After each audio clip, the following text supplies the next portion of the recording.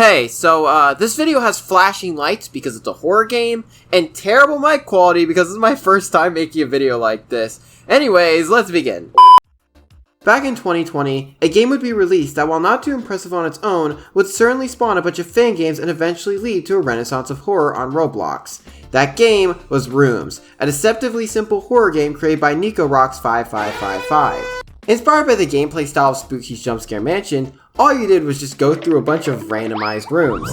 While sometimes these rooms had some interesting decor, for the most part they were pretty barren, besides from the multitude of lockers scattered about. These lockers weren't random, however, but instead a safe space for the monsters that would sometimes spawn to kill you. The game was praised for its horror aspect, with the simplistic environments working in its favor of putting you constantly on edge, not knowing if you were safe within the endless halls. However, despite this neat concept, it did have a lot to be desired, from having only 2 threats and getting pretty repetitive after a while of going through the same rooms over and over. Because of how lacking the original was, some Roblox developers sought to improve upon the game. While the first game that will probably come to your mind will be Doors and the minigames that follow in its footsteps like Pressure or Grace, there are another set of games that ended up spawning from that same desire, that being the Rooms fan games. Rooms fan games tend to take advantage of how simple the original was and create versions that expand upon it in very unique ways while trying to retain the horror of the original environment. Most of the time, this includes adding new rooms, adding more monsters with more unique mechanics, or sometimes even changing the core gameplay loop, kinda like how Doors did. The reason I bring this all up is that today, I want to talk about a Rooms fan game that has been a bit of a hyperfixation for me as of late. That being Rooms Extended.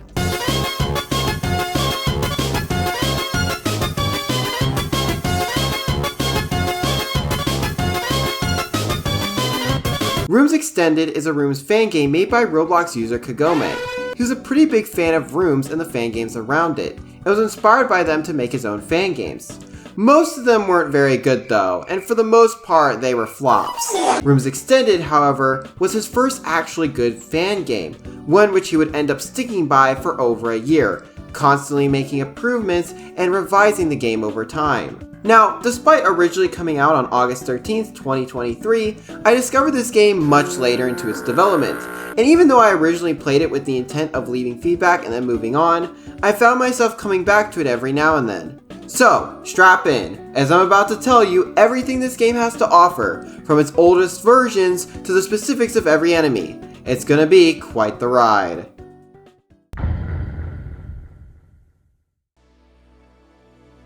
Before we cover the current state of the game and all the enemies in great detail and whatnot, I want to first begin with the first 4 archived versions of the game that can be found in the main lobby. While originally I wanted to cover all of them one by one in great detail, I realized I'd be repeating myself multiple times on various things within each one, so instead of doing all that, I'm instead going to go over what each one contributed to the current version, so you better understand their importance to the game at large. Now then, before we go into each archived version, I do want to bring up some similarities all of them share. First off, they're all endless, just like the original Rooms, meaning that they go on forever. Also like the original Rooms, when you die, the run is over, due to the fact you respawn at the lobby and there's no way for you to get back to where you died easily. Another major point I want to bring up with these old versions is the fact that the entities, like in the original Rooms, spawn at the lobby of the game, meaning the farther you travel, the longer you'll be waiting for the early game's slow entities to make their way to you. It's really annoying, and definitely makes the overall experience of the game sometimes feel far slower than it should be. With all that out of the way though, let's move on to the first version. Starting with Archive 1.0, this version can be summed up as more or less just rooms but with a few more enemies. While it does have a few interesting rooms, it still heavily feels a lot like the original, with one very major difference: the humor. Literally, the first thing you'll notice when spawning into this version is a shrine for 2 from BFDI, including 2 himself just sitting on the chair. What's he doing there? In the same spawn room, you can also find egg dogs eating some milk and cookies, and a random enclosure with some random entity. Alongside this, the main game has some silly stuff scattered about too, like this giant Alvin the Chipmunk floating in the sky, and many paintings of this random rooster. If I were to praise this version for something, it would definitely be the way it tricks the player into not taking the game seriously. It deceives you by making you forget this is even a horror game, with the random goofy imagery and whatnot scattered about. It's very clever, and while future versions don't fully capture the feeling quite like this one, I do think this kind of approach to horror in a rooms game would be very cool to see executed in its full potential. However, despite the strong start this version has, it is heavily held back by the fact that some aspects like the paintings and especially the annoying loud goofy radios do not fade out or become less common as you go on, weakening the whole idea of the game starting out funny but slowly turning creepy as you go on. Archive 2.0 is pretty much a direct upgrade that helps make the game feel a little less like a generic copy and paste of the original rooms. The lobby is still pretty goofy, now having more entities in the enclosure, why are we trapping these guys, and a new outside area with Among Us drip! Oh my gosh! Jokes aside, the most important thing this lobby brought to us is the shop, which only has one item and a shopkeeper who is, I don't know what's going on over here. In terms of this game's most important contributions to the current version, the rooms that can spawn are now a bit more unique, and several staple enemies such as A10 and A85 are also introduced in this version. A10 is especially notable due to it being the first entity that doesn't one-shot you, but instead drains your health, marking the use of needing to heal damage with items such as the medicine that you can find in the lobby shop we talked about. Besides these new features, there isn't really much else going on for this version, as it still has plenty of the same problems from Archive 1.0 like the radios. Also, for some reason, this version introduces a mechanic where you can get a water cup, fill it with water, and drink it. Literally only exists in this version and does absolutely nothing. Next up, we have Archive 3.0, which has a few pretty important staples to the game. For starters, the spawn area now has a new and improved shop known as Doggo Supplies, which is the spawn shop in every version after this one. This version also is the first to introduce doors as a currency, which is used in Doggo Supplies to get the brand new lantern and glow stick items. I didn't mention this before, but the older versions used free modeled flashlights that were kinda buggy, so the inclusion of these new light sources is really appreciated, especially since some of the more expensive items in this new shop actually help a lot as you get deeper into the game. Besides the lobby, the main game itself has gotten plenty of new additions that carried over into future versions. This includes new rooms and especially new entities. While editing the video, I realized that, there's not actually any real new entities other than ABO85. Here's what he looks like and hear his spooky noises. I don't know, I just wanted to talk about him because he's kind of cool. The only other notable thing about this version are the controls, in which jumping was removed, which didn't really do anything in the first two versions anyways, and, more importantly, it made the stamina atrocious to use, making the recharge and run speed itself way too slow. Like seriously, the stamina is terrible. And unfortunately, it also carries over to 4.0 too, so yeah. These last archives can be a slog to play. Don't recommend playing them unless you really want to see some exclusive enemies like ABO85 or something. Moving on to our final archive, Archive 4.0 is the last available old version of the game before pre-revamp. Finally! Compared to the previous archives though, it really isn't too exciting in terms of new content, being very similar to Archive 3.0 and carrying most of the same additions and problems. The only notable things about this version are the inclusion of this medkit that makes you have to lose doors, which you all know my greedy self ain't paying up, and the inclusion of one brand new special enemy, who becomes very, very important in later versions.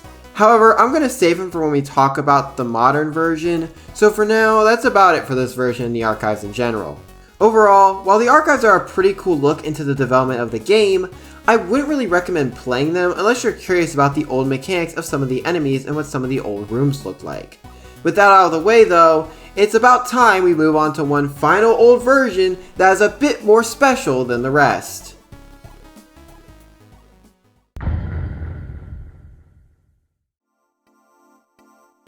Throughout the video so far, you've probably noticed me bringing up this pre-revamp a lot. Pre-revamp, compared to every other version, is what could be considered the game's final state before being reworked. With that said, you might be asking why I'm giving this version its own segment in the first place instead of just grouping it with the archives. Well, compared to the archives, Pre-Revamp added a bunch of big features to the game that changed it up drastically, from how the game is played to even adding an ending. This version has a lot to talk about, so without further ado, let's get into it. Starting off, let's first begin with the lobby, which got a massive upgrade. Doggo Supplies is now much larger, having various items for you to buy, from energy drinks to light sources to even dance potions. I will say though that the regular medicine and light sources are the only actual useful items from the shop, so unfortunately the increased size is kind of more for show. Doggo now has his own dialogue too, where he talks about stuff. Anyways, moving on from the shop, we now have this floor 75 area, which introduces several important features for the game, including a current room TP portal. Yes, that's right, now if you die from skill issuing, you can actually make it back to where you last left off. Not only that, but the machine next to the portal actually has buttons that can take you to a specific room number, so you can resume where you last left off if you died. This is actually a pretty cool feature, and I do wish more rooms games included something like this, as it allows players who may not be able to beat the game in one sitting to actually resume where they left off on future runs. Not only that, but having a way to go to any point in the game you want also is great for replayability and learning more about the various aspects of the game. Moving on from the TP portal, next up we have modifiers. The modifiers, similar to the ones indoors, can change the game drastically if activated, rewarding you with extra doors for the more difficult ones. You can actually use these modifiers to farm doors for buying stuff in the shop, which is how I was able to grind so many, on both my accounts. Anyways, I actually really like these modifiers, and it is a shame that in the current version they were lessened to be more of cosmetic changes and don't really impact the game in any significant ways. Hey, so originally I was gonna have a whole section here where I talked about the lore books or whatever, but it literally felt like filler and was kind of a snooze fest. So if you want to check it out yourself, hit the button in Pre-Revamp's lobby to access a secret area with some cool stuff like this Hospital Nightmare 3 NPC. Okay, back to the video. Anyways, with the lobby out of the way, I think it's finally time we start talking about the main game itself, starting with the controls, which are a bit different from the previous versions. Sprinting is now not tied to a limited sprint meter, but is instead infinite and can be used whenever you want. This is a great change, as it allows for faster gameplay and overall prevents the problems that come with having limited stamina. However, I do have one critique with this addition, and that is the lack of anything preventing you from using your stamina. There are no enemies that require you to walk or anything, so it pretty much makes walking almost obsolete. A good way to fix this would be to add an entity that requires you to walk in a room. This would not only force the player to think before running into every room, but also create some strategy when it comes to entities spawning in certain rooms, making the player have to choose between running into a previous room for a locker or trying to walk their way to a locker in the new room, hoping the entity doesn't beat them to it. But despite that nitpick, I'll take infinite stamina over limited stamina that is slow as hell. Besides the sprinting, this game also introduces the crowbar item and crouching feature, which are both equally as useless. The crowbar is only used like a few times for shortcuts or chopping these wooden jump scare planks, and crouching is used in only one room. Yes, only one singular room actually makes use of crouching. Both of these few redeeming qualities are also just removed in the next version, so like, they're even more useless there. Honestly, they feel more like filler features if anything. And if there ever is a remake of this game, they should just be removed completely, because they don't add anything and they're just pointless. If they are going to be left in though, they should be given more of a purpose, like more rooms that make use of the planks or have it be used on an enemy, and for crouching just, I don't know, have an entity that actually uses it. Anyways, with controls out of the way, it's time we move on to the major changes this version added that carried over to the current one, starting with the fact that there are now only 400 rooms. Yup, as alluded to before, the game is no longer endless, but instead now has an ending at room 400. While it does stray away from the endlessness that the OG Rooms game had, the use of a set ending now allows for special rooms and events at certain points during the game to help spice it up, something which isn't as easy to implement in a game with no end. The next major change to discuss, which might honestly be the biggest gameplay-wise, is how hiding works. While in the archived version you can hide as long as you want, this is no longer an option with the introduction of Shade, a locker entity that will start damaging you if you stay in a locker too long. Their addition is both a blessing and a curse. It's a blessing because it requires you to actually time when you hide in a locker, as well as requiring you to time when you need to get out and into a locker for rebounding enemies. However, Shade is also extremely flawed due to enemy spawning. any enemy can spawn at any time whenever you open a door, which means you can sometimes have enemies combo with each other, forcing you to stay hiding whether you want to or not. This is further made problematic due to the fact that enemies still spawn directly at the lobby in this version, meaning if you try to get ahead while waiting for an enemy, you might cause several of them to all appear at the same time, forcing you to take damage from Shade in the locker. Overall, it's a pretty mixed system, and while the current version does fix some of the problems Shade has here, it still annoys me that sometimes I just can't avoid taking damage because of bad RNG. If it wasn't for the fact that the medicine item can be spammed to give you as much HP as you want, then this feature would definitely make the game a lot less fun to replay. But yeah, that's it for Pre-Revamp. Overall, this version is a huge upgrade compared to any of the previous archive versions. It has plenty of features that became staples in the current version. However, despite Pre-Revamp's many additions to help the game stand out from the original rooms, it still had plenty of flaws that need to be improved upon. Fangame realized these flaws too, which led to the current version known as... So before we get too far into what the current version has in store, let's start with why I've been referring to it as the revamp this whole time. You see, ever since the first version, Fangame has been using the same locker script, which wasn't very optimized and had plenty of bugs. What? So, Fangame decided it was about time to remake the script, but realized that it would require recoding every locker in every room. What? We're flying to Philadelphia! Oh, hell no! That's hell no! No! Instead of doing all that, Fangame took the smarter route of flat out remaking almost every room in the game with this new locker system, which while it did remove some of the more interesting rooms, it also led to some of the more unnecessary and problematic rooms being removed, such as a bunch of those lockerless ones. Alongside this change, Fangame also reworked how enemies spawn, so now instead of spawning at the lobby like in every previous version, enemies now spawn a couple doors away, which in my opinion is a massive upgrade, as it makes the game now far more enjoyable and fast-paced compared to any version beforehand. With all that introductory context out of the way, let's finally begin our journey across the rooms.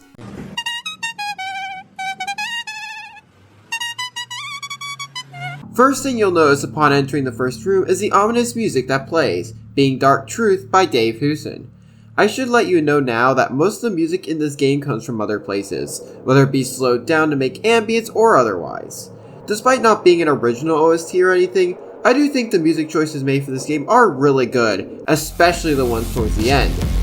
Besides just the eerie music we start off with, there are also 3 entities we can encounter right off the bat. The first is Shade, which I already talked about earlier, so I'm not going to repeat myself here. However, there was one locker entity that was removed due to the locker rework, that being Locker Man. He works like the puddles of void mass from pressure, in which he attacks you for walking into his locker. Honestly, he didn't really add much to the game and was really easy to spot, so his exclusion honestly isn't a game breaker. The second entity, whose inclusion does make a huge impact on the game, is the conveniently named Doorman. Hello! Doorman's mechanic is just like the good people's from Pressure, only somewhat more time consuming. When you enter a room with Doorman, you'll see 2 doors that look identical with the same room number, and to find the real one, you'll have to wait till the sign above the fake door falls down so you can enter the real one. There's also a few other ways to bypass this wait, like walking up beside the door to see which one's thicker, or by looking at the carpet on the ground, in which the fake door has a miscolored carpet. However, even with these strategies, Doorman spawns way too often, to the point he's more of a waste of your time than an actual threat. In Pre-Revamp, this wasn't as much of a problem, due to him instead having the wrong room number like Dupe, alongside also not spawning as much in the first place. The best way to fix this entity would be to either use the wrong room number like in Pre-Revamp, or just simply make the room spawn far less often. Besides that nitpick though, Doorman is a nice threat, who helps with making the player need to think for a second before just rushing into every door. The last of the beginner entities is A1, known as Screener. Screener is pretty much just Specimen 1 from Spookies, whose main purpose is to jump scare you. Besides that, he doesn't do much else, although you can use your crowbar to kill him if you want. Either way, I think Screener's presence is charming, and he does help add to some of that scare factor of the game, even if it's a cheap one. See what I did there? It's a cheap, like...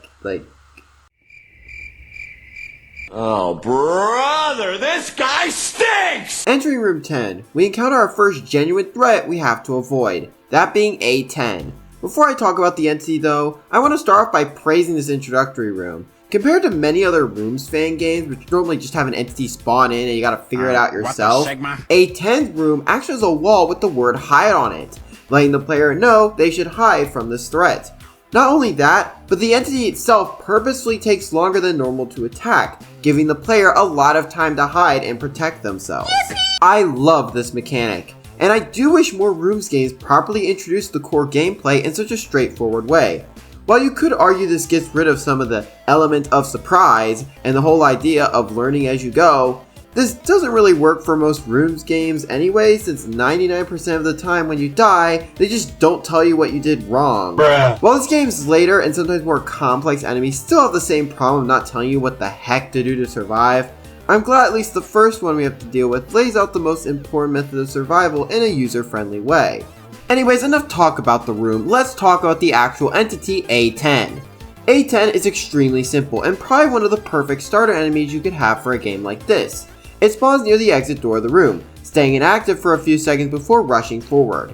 He also sometimes has a chance to rebound to catch you off guard, making you still have to stay on your toes even after he's supposedly gone. Bye-bye! Despite how simple this mechanic is, there are two very interesting things about this entity that keep it fresh and unique even into the late game. The first is that you can completely avoid it by just standing to the side, since A10 damages you by proximity rather than ray casting, which if you don't know what that is, it's basically like invisible rays that if they hit you they cause you to either take damage or, in most cases, die. This not only makes it very unique compared to the other rushing entities that often use ray casting to detect and kill you, but also adds further to its role as a starter entity, allowing players to easily avoid it and giving them some practice with learning how and when to hide. The second thing that makes A10 stand out is its difficulty increase. Basically, as you go deeper, the time between when A10 is inactive and attacks decreases, alongside an increase in the speed of A10 when moving. This peaks after room 100, where A10 decides to become an Athos mod character and almost immediately rushes after spawning, requiring quick thinking on the player's end to avoid getting immediately rushed into. I always like when entities get harder as you progress, as it not only allows you to save resources and not needing to make a whole bunch of new entities for the sake of increasing difficulty, but also allows those earlier entities to stay relevant later in the game. Overall, A10 is definitely in the list of best introductory rooms entities, for how beginner friendly it is and how it still stays a threat even into the late game.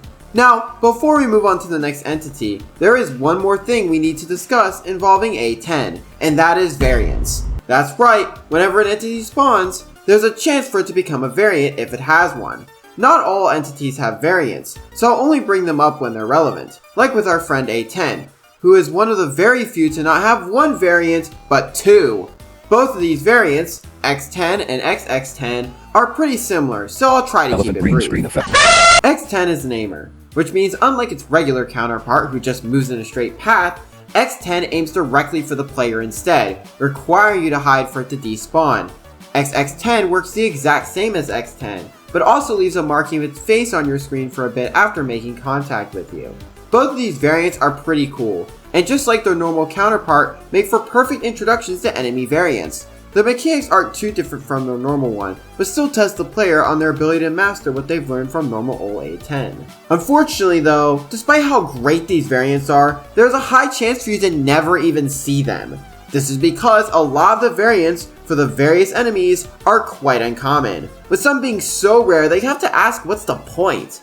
I feel like it would make more sense for these variants to have a higher chance of appearing the farther you get into the game, as a way to challenge the player as their journey is coming to an end.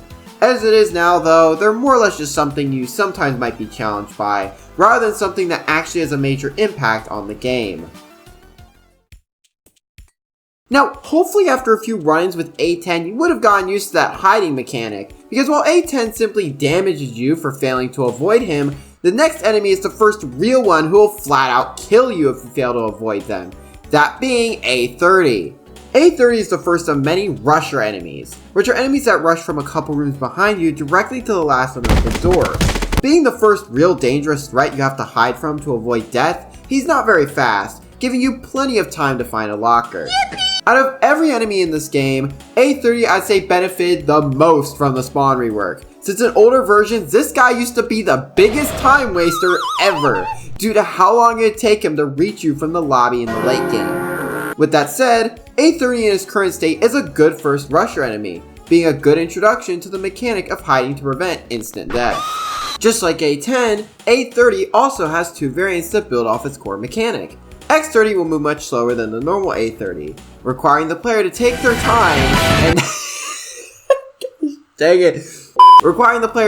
time and not hide too early due to X30's slow movement. XX30 on the other hand is the complete opposite, being much faster and having the ability to rebound, with big delays between each rebound for the player to strategically hop in and out of the locker like with ambush. While these variants still have the same problem of not appearing more often later in the game to challenge the player or anything, they're still great variations of the original enemy that utilize its original mechanic in creative ways. Geez, these variants are really well thought out. I sure hope the future ones are just as creative in their executions as these ones. At room 7450, the gameplay loop takes a sudden hold as we are greeted to a giant room with some weird giant face just floating around. This giant face is Crisp, who pretty much follows a set path as he slowly floats around. The goal here is to find 13 buttons hidden around the area to unlock the next door to escape. It's a pretty easy task, with Crisp more or less just being a small inconvenience, like when he blocks your way in one of the tight hallways or whatever. Overall, while this area is pretty easy and the entity could be made a little more threatening, it does the job of giving the player a little break from the gameplay loop, so I don't really mind it.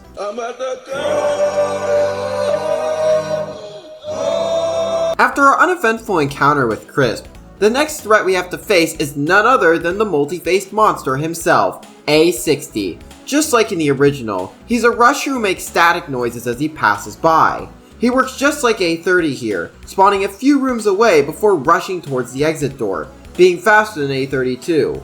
However, unlike A30, he'll bang on the door several times after reaching it, before heading back towards the lobby, leaving cracks in the door he hit. Overall, A60 is just a faster threat that requires you to hide a bit longer than normal, and unlike the previous two, has no variants to talk about.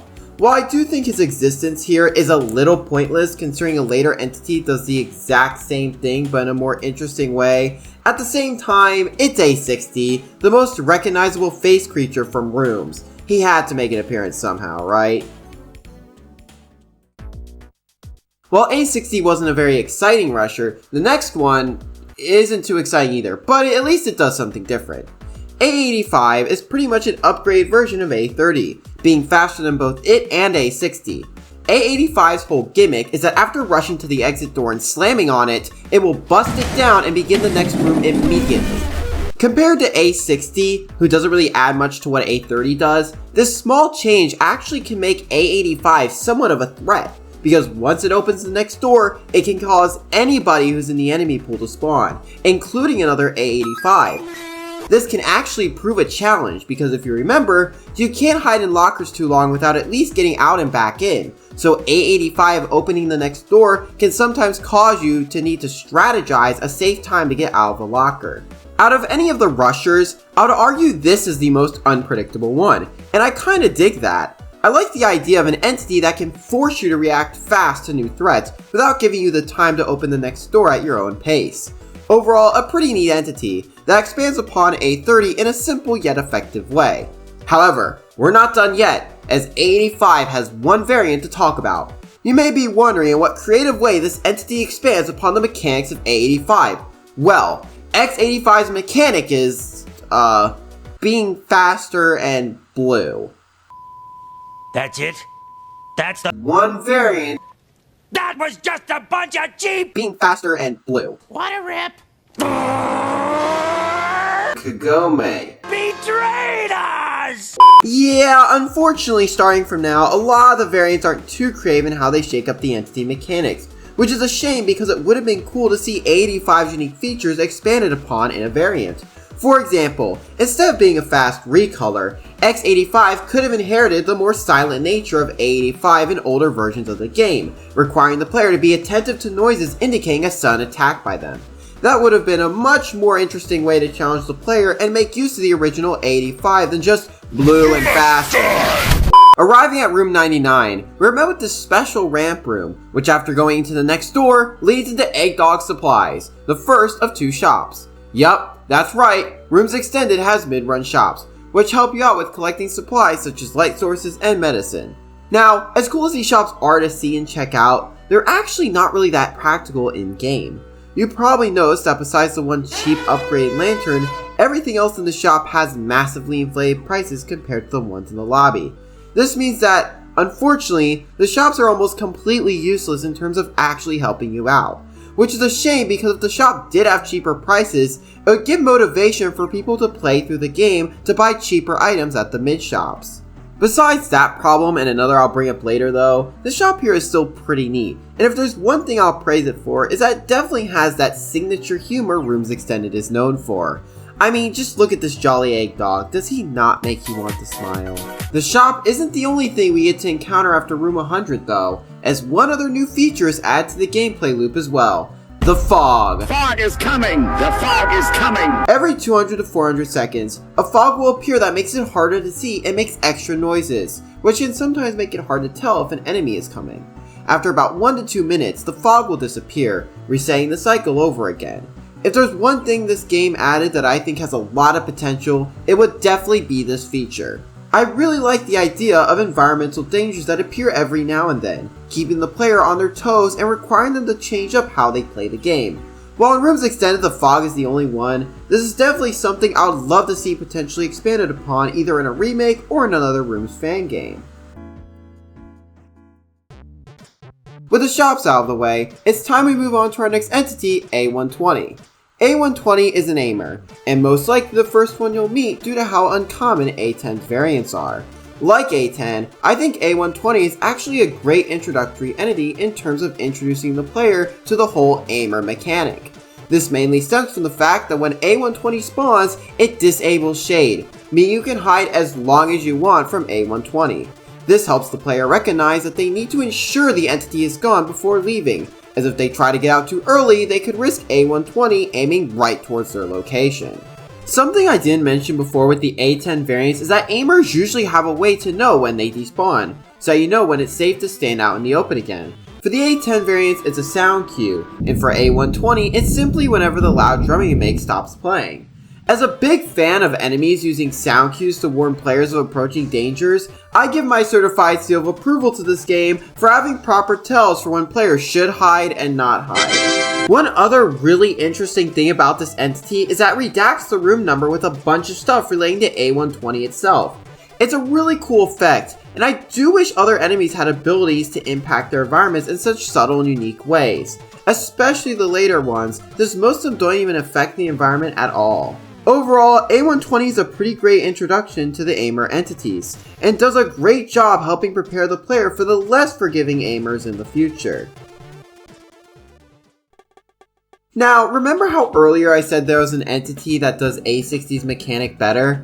Well, get ready to meet A145, and I mean you really better be ready. A145 works somewhat like A60, however instead of banging on the door after arriving at it, A145 bounces right off it when rebounding, going the other way as quickly as it came. And yes, I say quickly, as A145 is the fastest rusher in the game, meaning you better find a hiding spot fast after you hear him coming your way. Now, you may be wondering how A145 outperforms A60, and it all comes down to the aftermath. Instead of just cracking the door like A60, A145 leaves an imprint of its face as well. More interestingly though, A145 actually leaves a special item at the door after hitting it, that being a special vitamin that gives you a speed boost. It's not a big speed boost or anything, but it's pretty cool nonetheless and acts like a reward for the player hiding in time. Overall, I think A145 is a pretty neat entity, challenging the player's quick reflexes and rewarding them for surviving. Oh yeah, I guess I should mention this guy has a variant called X145, but just like X85, it's just blue and faster.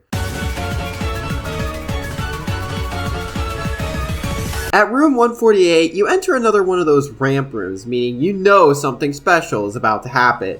At room 149, we enter a room with a single message above us. Don't hide from it, run from it. Run? Run from who? Up until this point in the game, we haven't really had to run from anything. After all, our main way of avoiding entities was to hide from them. Well, this all changes upon opening room 150, in which we are presented with our first of several chases against Chip.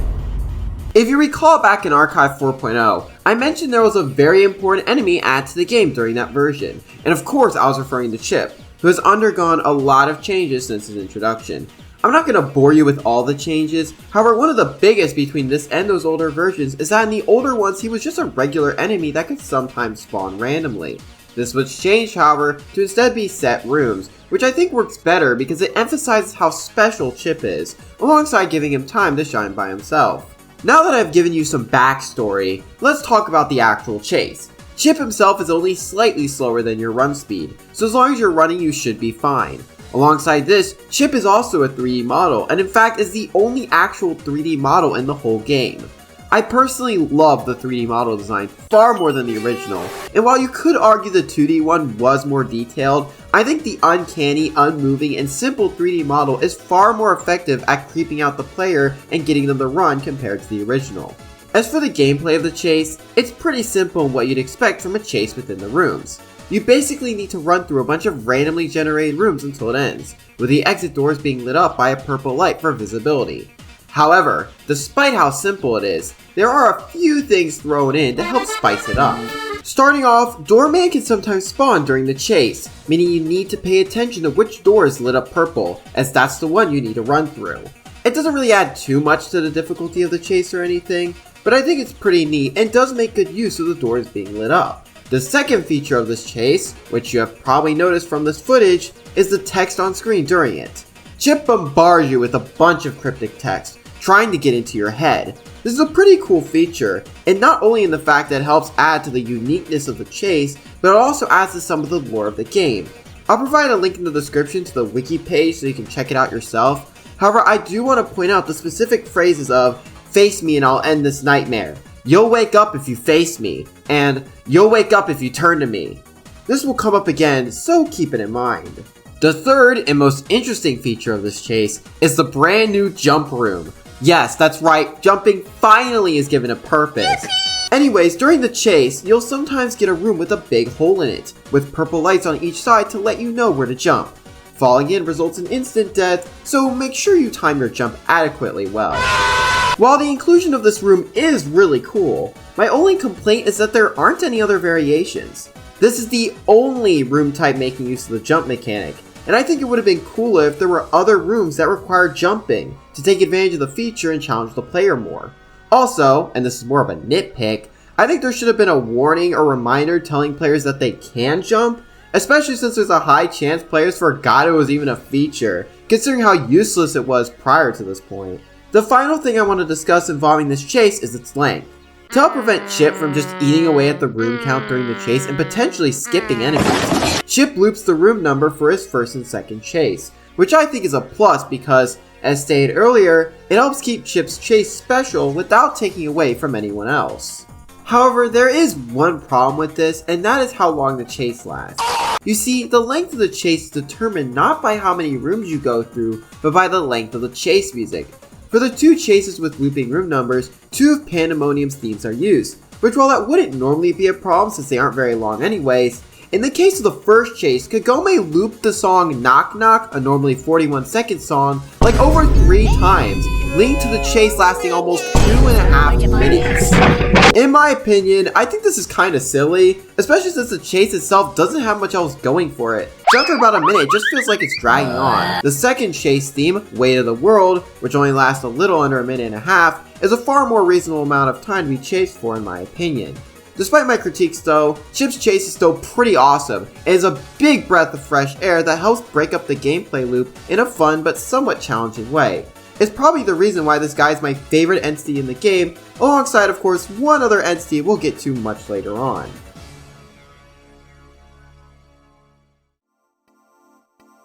Anyways, after the chase ends, it won't be until room 185 when we encounter the next entity, and this one is very interesting. It's paper.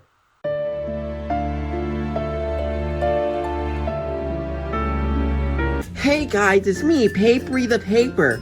I'm so glad I'm alive today. I sure hope oh no, what's that?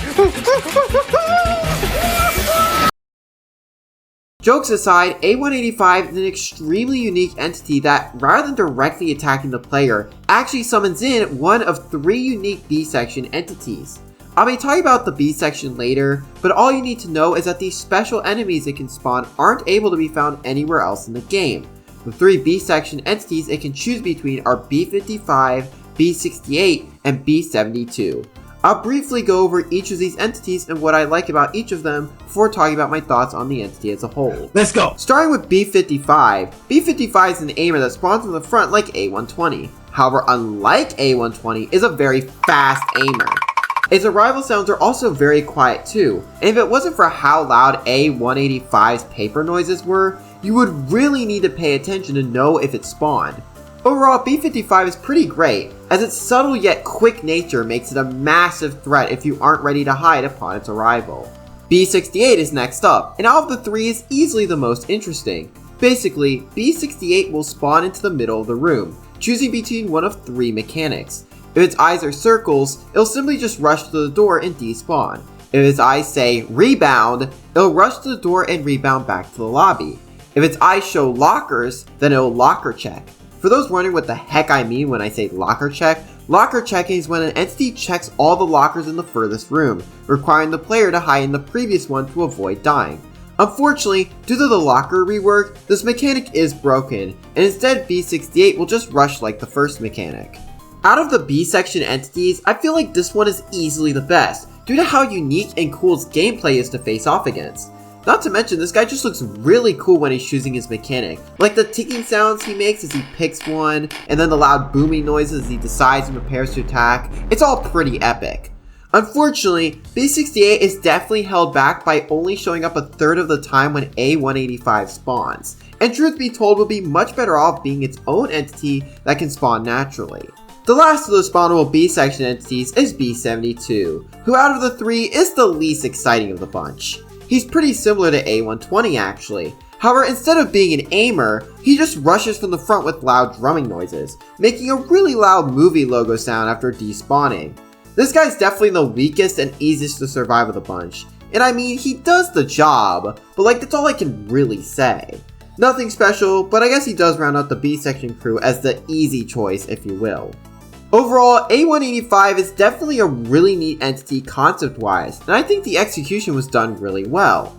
Using the B section entities was also a great move in my opinion, as it allows some of their more unique mechanics to get put to use. After all, the only other way a regular player would encounter these B section entities is through admin commands, so it's good they aren't just left to rot as something for admins to show off.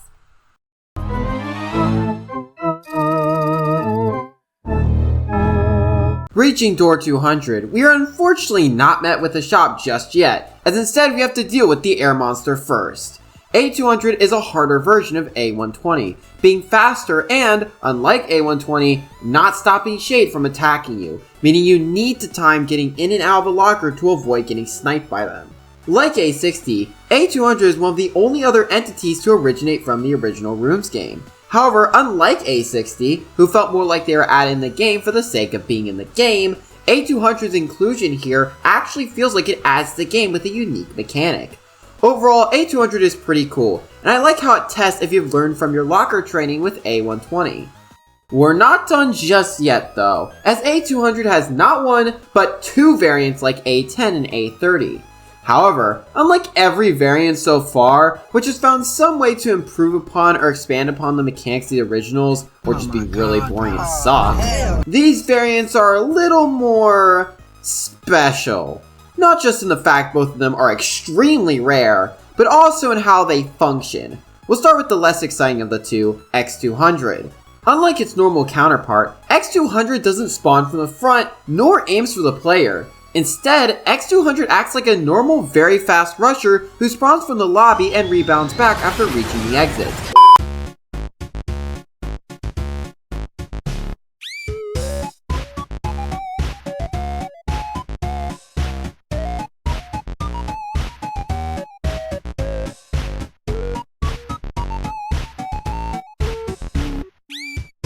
Despite how basic the first variant of A200 is, the next one, XX200, is definitely not. First off, XX200 is the rarest entity in the game, and by a long shot. He's so rare in fact, that, as Kagome himself puts it, actual footage of him being spawned naturally without admin spawning him is lost media and doesn't exist.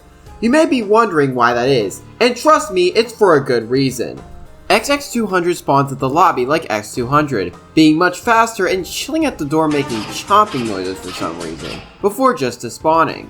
However, shortly after despawning, an ominous foreboding theme plays, warning you of the insanity that is about to ensue, and well, I'll let you just watch this for yourself.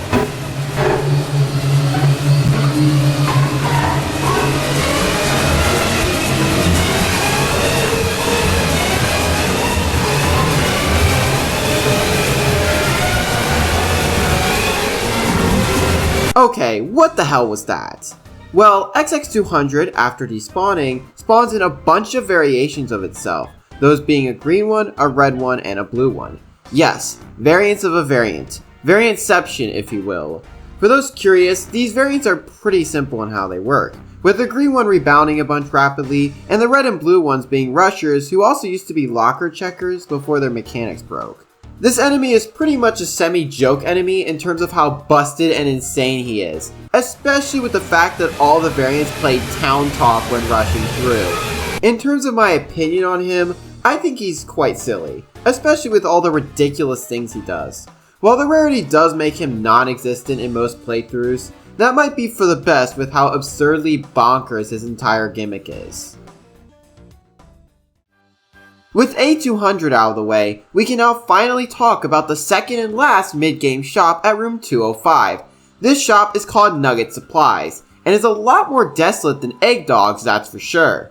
Unfortunately, this shop, despite having a more dreary atmosphere, is just a reskin of the first one, which is quite upsetting considering it defeats the whole purpose of having a whole separate shop this late into the game in the first place.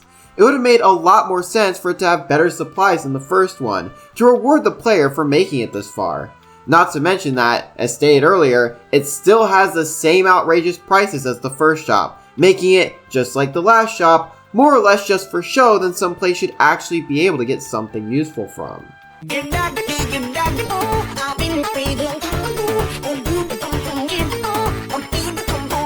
Now, the next entity should be a little familiar to you horror fans. Recognize this face? That's right, A215 is Whiteface, and oh boy do I have quite a bit to say about him. Whiteface is special in that they are one of the only other entities in the game that really chases the player, albeit not really in the same way as Chip. When spawned in, Whiteface will appear a bit ahead of the player and start chasing them, despawning after a few seconds. However, don't be fooled, as this despawn is actually a fake out, and Whiteface will chase the player for a couple more seconds after going invisible, before actually despawning. Despite how unique Whiteface's mechanic is, it does have some serious issues.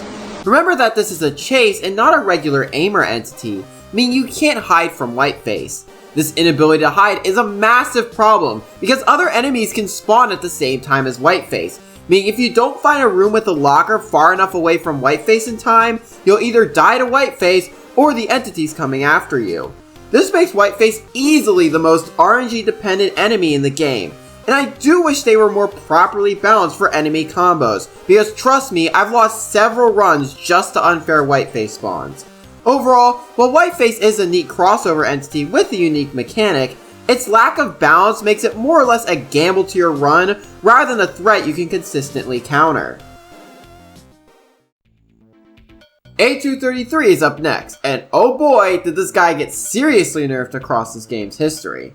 Originally this guy was a menace, not only being extremely ugly, like holy moly, what is that splight? Not only being a very fast front spawning rusher, but also rebounding count them 3 times. This isn't even mentioning the fact this guy had like 0 tells he spawned, so you need to have your ears open at all times to hear if he was on his way. It seems that Kagome realized how busted this guy was, and gave him some pretty heavy nerfs. The first nerf was the presence of a TV with A233's face on it, alluring the player of his presence. The second and more drastic nerf, however, came in Revamp, where A233's ability to rebound was flat out removed, making it so that now all he does is spawn from the TV in the center of the room before rushing back to the lobby.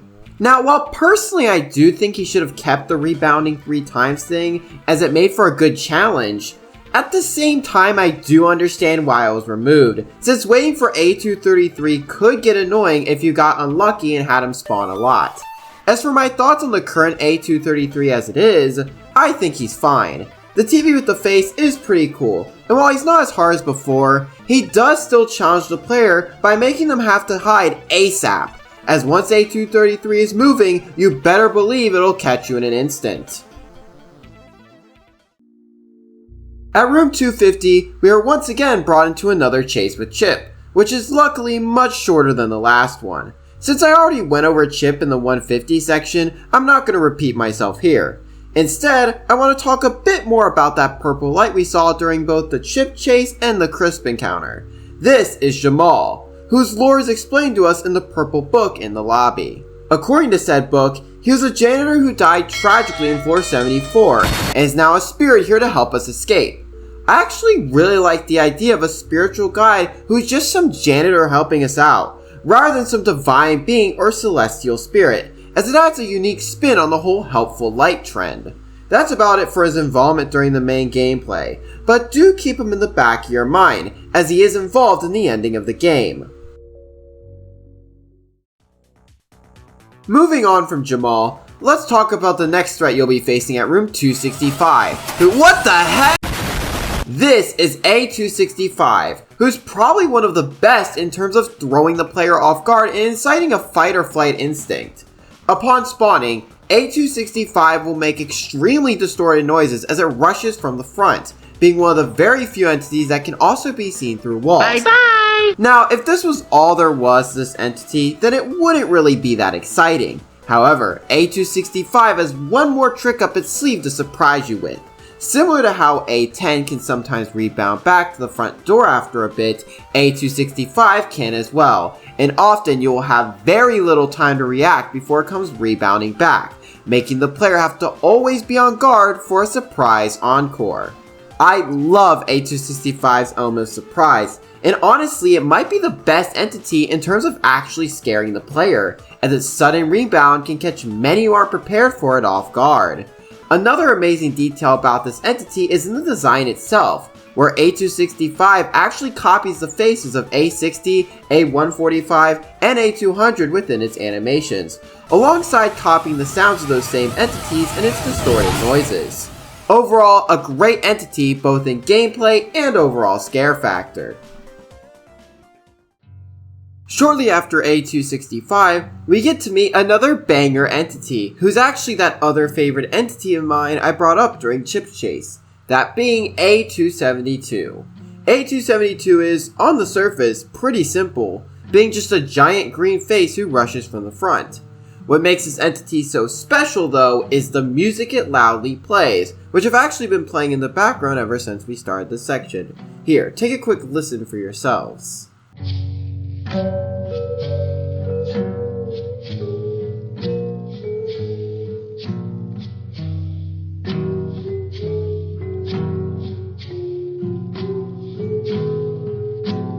For those curious, this is a slowed down version of the Roblox song Happy Song, and man, I adore this slowed down audio.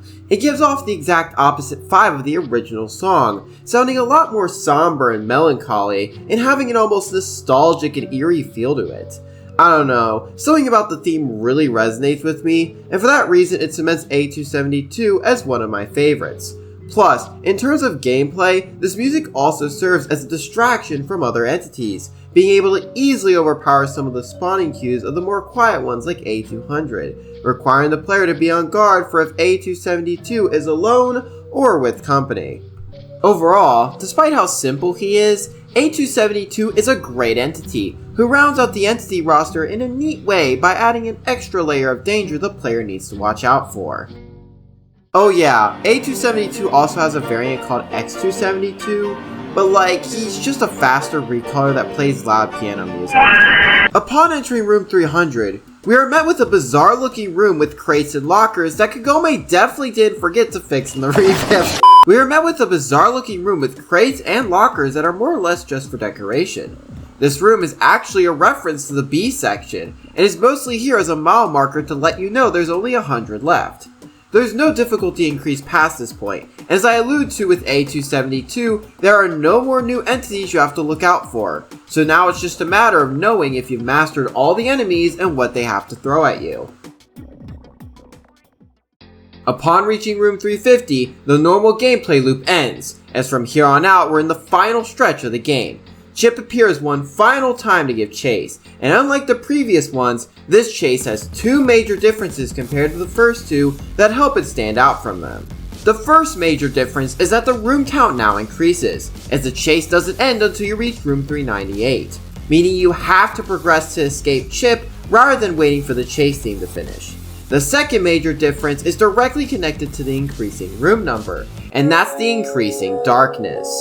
Compared to the first two chases, where as long as you had a good light source you'd be fine, during this chase even the best light source in the game isn't going to be of much help due to how dark it is, especially if you get unlucky enough to have the fog event happen during this chase. Jamal's light now more than ever becomes essential to survival, and becomes your main way of being able to navigate the rooms. While I do wish this chase had something more interesting to offer gameplay wise, the increased darkness and increasing room number do add a sense of finality to this chase, and definitely helps make this chase a bit more challenging than the previous ones. Speaking of finality, I want to bring up the music for this chase that I've been playing in the background, Requiem, because my goodness is it probably one of the most memorable parts of this chase. It not only gives a sense of urgency and adrenaline, but also has parts that make you feel as if this is truly the finale. While Chip's final chase itself might not be too exciting, the music definitely helps carry the feeling of this being the final standoff between you and Chip. Once door 398 is reached, the chase ends, with the player finding themselves in a very long hallway, accompanied by this really strange yet calm breakcore music for some reason. Now, after that intense chase with Chip, you may be wondering what the true final challenge of the game is. Well, upon opening the final door, it's Crisp in the exact same big room as room 50, with the same gimmick. Oh my god! Oh jeez, oh my god! Let me give some context. Originally in Pre-Revamp, Crisp never appeared at door 50, and instead only appeared at the end as the final challenge, also having a now removed note by Jamal telling the player what to do. This is why Crisp was lit up purple at room 50 despite it not being dark, since during this encounter at the end it's pitch black, meaning that the light is essential for knowing where Crisp is. With all that said, this final encounter sucks. After that epic final chase with Chip, one would assume that intensity would have been brought over to the final room as well, but instead we're met with this boring Crisp encounter. I feel like it would have made more sense if Chip was the final boss of the game, requiring the player to best him once and for all to end the game.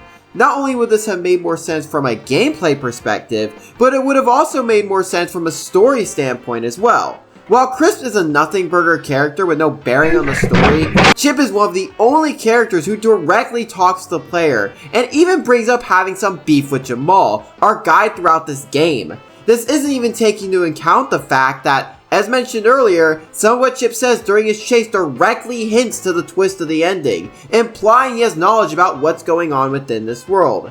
Wouldn't it have made more sense for him to be the final thing standing between us and the end of the game, rather than this bootleg, rush-looking roamer? Overall, this final encounter is extremely underwhelming, and if this game were to get a remake, this would be the one thing I think should be completely changed to better fit the narrative of the game. After completing Crisp's boring second encounter, we enter a normal room before being suddenly teleported to the ending. As a side note, I feel there should be some kind of like special room or black screen or something that helps properly transition to the ending, because as it is now, it's kind of an awkward transition. Anyways, upon being teleported to the ending, we are greeted by Jamal, who reveals the truth about our journey.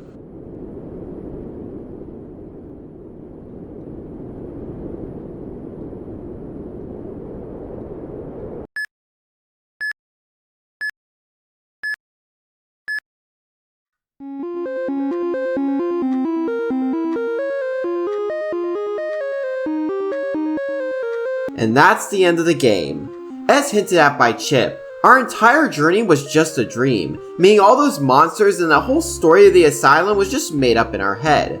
My personal theory is that Chip somehow invaded our mind and trapped us in a nightmare, with Jamal being Chip's opposite who tries to help us escape and wake up. Whether or not this is what's actually happening is up for you to decide, but either way, I think this is a neat ending, having a fun twist with a little foreshadowing that still feels satisfying to achieve.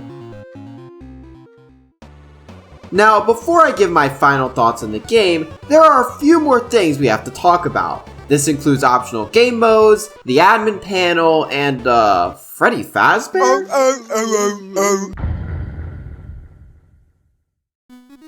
As it turns out, the main game isn't the only thing this experience has to offer. There are several other game modes that can be played that give a glimpse into the past, as well as sometimes having some pretty unique stuff not found anywhere else in the game.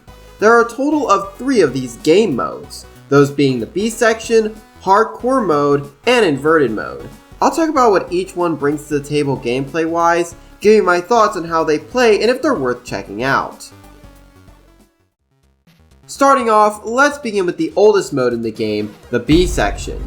The most important thing to note about this mode before getting too deep into it is how it is accessed, since unlike the other two, it's not something you can easily play at any time. This is because after the B section's initial inclusion, it was removed shortly after due to a bug where it wouldn't properly reload the A section after finishing, meaning the only way to access the B section now is through actual admin commands or the purchasable admin panel. Unfortunately though, since the B section's lockers were never updated in Revamp, you can't actually use the admin panel to play through the B section, since the lockers are broken and you'd have no way to protect yourself from the threats. This means that the only way to properly play the B section is by spawning it in through admin commands in Pre-Revamp, making it sadly off limits to the public. Luckily for you guys, Kagome gave me administrator privileges to show this off. So, without further ado, let's see what this elusive mode has in store. Entering the B section, you'll immediately notice the surroundings are nothing like the A section, instead having a more tile-based design with boxes, large barbed wires, baguettes, and even guns. If this sounds like some kind of war environment, you would be right to think that, as the B section is actually based on World War II, hence the more dreary atmosphere. Now I love the environment here. As compared to the A section, it feels a lot less inviting and roomy. In fact, this environment actually creates a neat contrast between the original rooms and this B section, as while in the original rooms the whole gimmick was the plain office walls making the player feel like there's something off, in the B section you already know there's something wrong here and are waiting for the inevitable threats. Speaking of threats, let's talk about them. There are only a total of 5 entities that can attack you here, those being B10, B30, B55, B68, and B72. We've already talked about B55, B68, and B72 during the section on A185, so I'll instead just talk about the 2 entities we haven't covered yet, those being B10 and B30. B10 is just an A10 recolor, functioning the exact same way as their A section counterpart, just without the ability to rebound. B10 does the job as a first threat, but that's kinda all there is to him.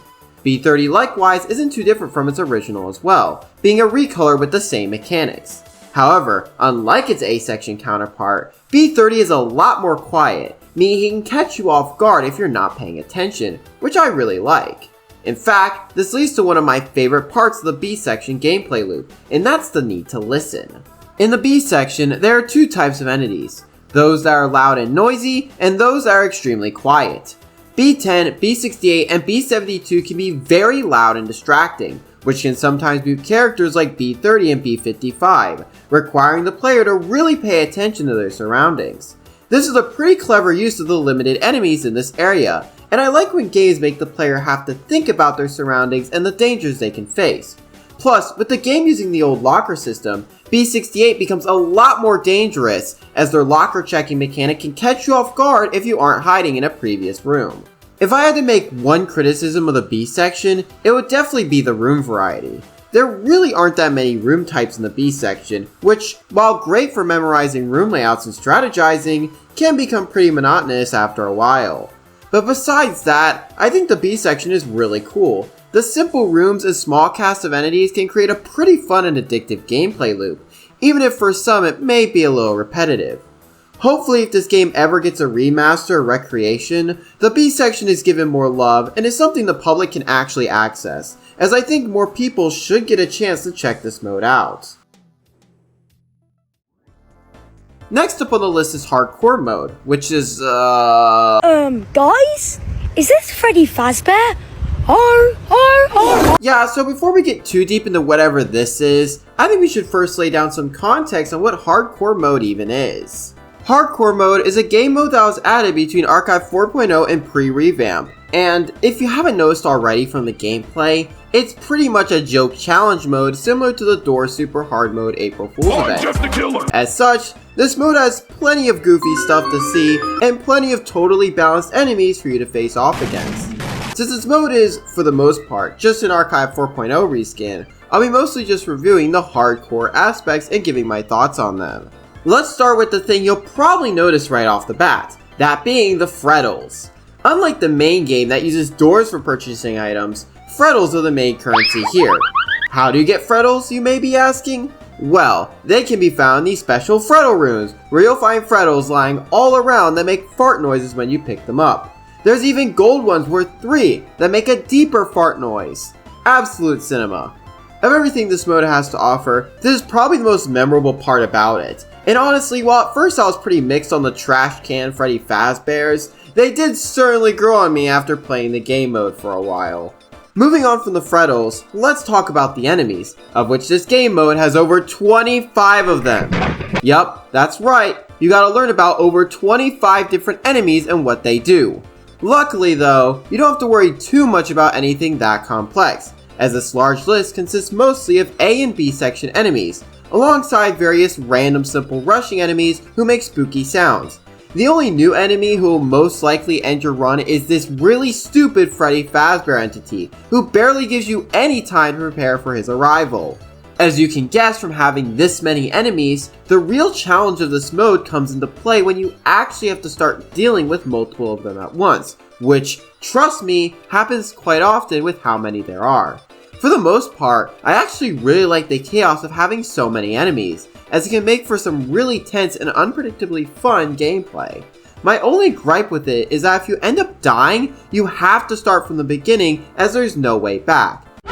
If a remake of this mode is ever made, the one thing I would add is definitely a TP portal like in the current version, for replayability. Overall, Hardcore mode is definitely a stupid and silly side mode to try out at least once or twice. It would probably be something I would play more just for the funnies if it wasn't for the lack of proper progress saving, which makes it hard to replay over and over. With the goofy hardcore mode out of the way, let's move on to the final game mode, Inverted mode. Unlike hardcore mode, which can be accessed from the lobby, Inverted mode can only be found in Pre-Revamp, being located within a fake wall in Doggo's shop. Upon entering, you'll immediately notice how, as the name implies, everything is inverted, from the lights to the items to even some of the entities themselves. Aside from looks, there are only 2 things really worth bringing up about this version. The first is that this game mode uses an older version of Pre-Revamp, where you can't jump, and some enemies work somewhat differently from how they do in the current one. The second and more interesting thing about this version though, is that since it is based around Pre-Revamp, the B section can be played here using admin commands, and it actually looks really nice inverted, not gonna lie. Unfortunately, the cool looking B section is probably the only reason I would ever come back to this game mode, since out of every mode so far, this is probably the least interesting of the bunch, which is a shame since the idea of inverted rooms does sound pretty cool on paper. One way this mode could be expanded upon would be to port it over to the main game, where it could function as an in-game event like the fog, changing up the visuals temporarily to throw the player off. It would be a nice way to implement this feature without it feeling like some optional mode that doesn't really add much. Overall, while inverted mode is a cool concept, it being just a reskin with no notable differences does make it hard to play more than once. So, like, originally I was gonna have a section here about the admin panel, but I literally don't feel like talking about it, and I just want to wrap this video up. I've been here way too long. essentially all I gotta know is it just gives you the ability to spawn enemies and light up rooms and spawn the B section that's broken. Yes, it's not really that crazy. Yeah, that's kind of it for it. You just...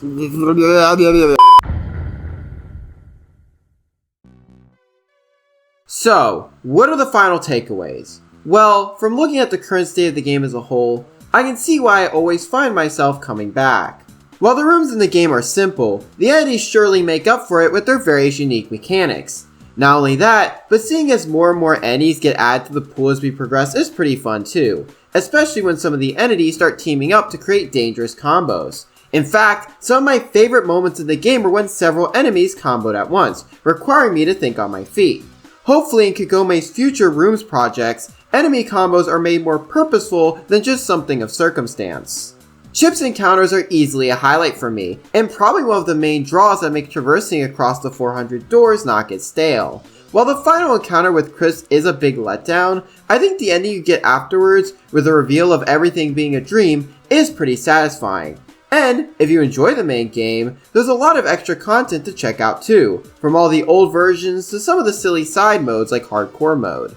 If you like rooms and are looking for something fun and silly that changes up the rooms formula a bit, I would highly recommend giving this game a try. You might just enjoy it as much as I did. Anyways, before I end off this video, I need to give a massive thank you to the game's creator, Kagome. Kagome has been such a big help in the creation of this video, from helping me with knowing what each entity does, to giving me admin commands to spawn and test entities and features. He even gave me various fun facts and trivia about the development of the game, which proved to be very helpful. This video would never have been possible without his help.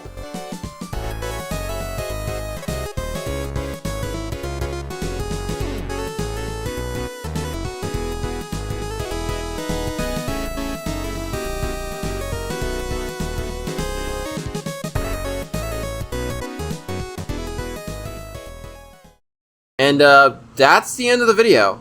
I don't have anything else to say, so subscribe and stuff and whatever YouTubers say, and shout out to Majora Media.